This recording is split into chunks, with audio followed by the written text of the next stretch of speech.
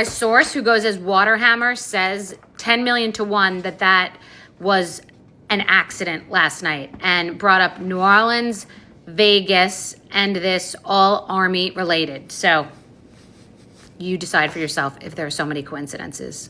Remember I said that the tactic of Justin Baldoni's lawyers to include Taylor Swift in the lawsuit was nothing short of Machiavellian, because I knew that Taylor's name, her team would be like, we got a multi-billion-dollar enterprise, quote unquote, for me, and we don't want to be part of this at all. And now she is running for cover and leaving Blake for dead because they don't want any part of this. And that was a tactic. And I keep saying this is the craziest, by far, legal situation to ever hit the entertainment industry. The movie business has never experienced a lawsuit like this that has so many tentacles.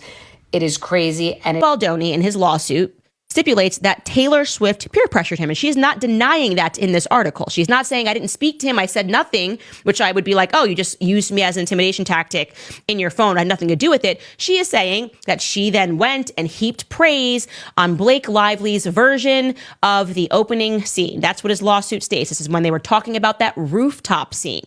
Okay. So she inserted herself in that.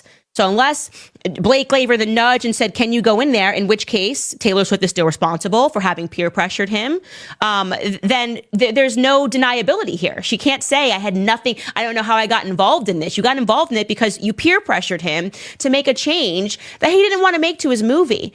So her follow-up text, which reads like a psycho, obviously, I'm Khaleesi, these are my dragons. She said it because you did something, okay? He clearly texted and said, you didn't have to do that. You didn't have to have Taylor Swift there to make me look at your edits. And Blake Lively doesn't say, oh, what are you talking about? Taylor Swift said nothing to you. Instead, she doubles and triples down by saying, she's my beautiful little monster. Sometimes I have to release these little monsters on the world. So it happened. Okay, it actually happened. With me on this experience the whole time, all throughout it. So like she really lived this with me. Yeah, she was, she's a person who shows up for you. And I'm so grateful to have that love and that support. Oh my gosh, guys, the cockroaches are running in the lights. So yesterday we did the whole episode on Taylor Swift because I built my timeline out and I realized that Taylor Swift had maybe some big involvement. Well, this morning, Taylor Swift's marketing team dropped an article in the Daily Mail saying she's no longer friends with Blake Lively.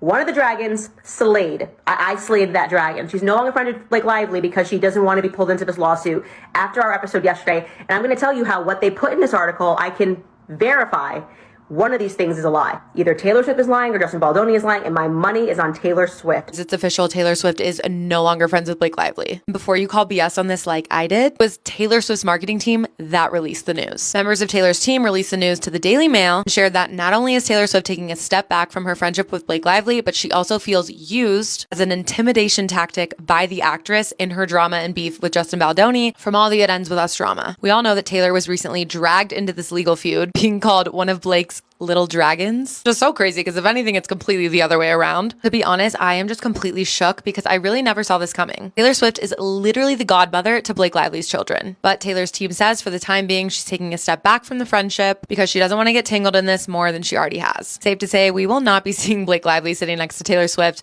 at this year's Super Bowl.